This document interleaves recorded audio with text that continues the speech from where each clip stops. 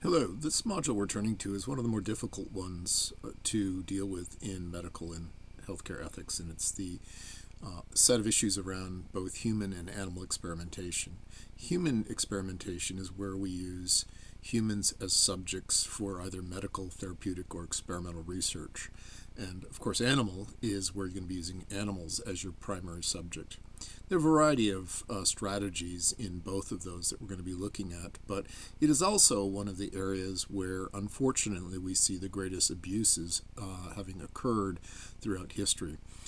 Whether we're talking about early examples in the 19th century or later in the inhumane practices that we see in Nazi Germany with the experimentation on prisoners of war or concentration camp internees. We're seeing that this is where science goes amok, and this is where medicine goes amok, and there's something profoundly disturbing about the situation where people who are arguably there to help humanity, doctors, nurses, and other healthcare professionals, actually do things to harm them.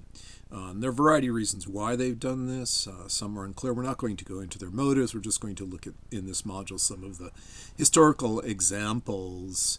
And one of the things that we want to keep in mind is that we don't want to fall into the trap of what is known as historical exceptionalism, which is to sort of look and blame other cultures and other nations for their wrongs and not look at our own. And so you'll see that the United States and Western European powers have not been immune to these kinds of things. So we could look at the MK Ultra or Stanley Milgram's experiments on authority, or many others. For example, the Tuskegee syphilis study that look at examples where American doctors and therapists and healthcare providers did things that we would understand as unethical.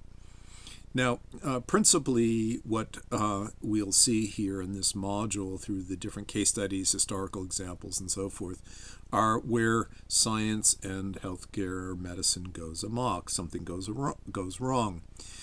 Generally speaking, science, technology, and medicine has been a great boon, a great benefit to humanity. We have all benefited because of the accomplishments, and I dare say that none of us would be alive today if it wasn't for those same technologies and accomplishments in medicine and science throughout the years, whether we're talking about clean water, vaccination, surgical procedures, antibiotics, or any number of other things that we constantly use in medicine. But nevertheless, there are these examples of where things have gone morally wrong.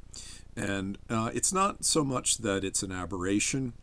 I mean, I think there's a problem if we see it as an aberration, but like with the Nazi doctors who performed some of the most horrific experiments that we have encountered, these were trained physicians and people with doctorates and nurses and in some of the best institutions in Europe, and so something has gone wrong. And usually it's the absence of a moral calculus, a moral outlook, plus the other pressures of a society that has chosen to treat a class or a member or a group of societies in a way that dehumanizes them and belittles them.